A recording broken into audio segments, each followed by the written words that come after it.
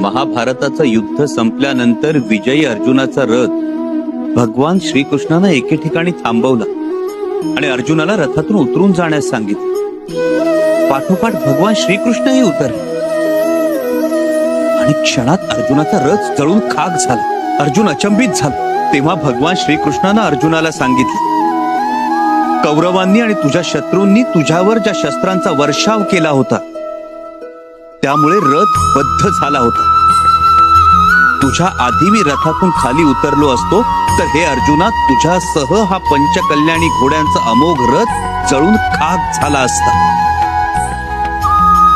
बाबासाहेब, त्याचप्रमाणे आमच्यावरही रोज बदनामीच्या अस्त्रांचा वर्षाव होत असतो.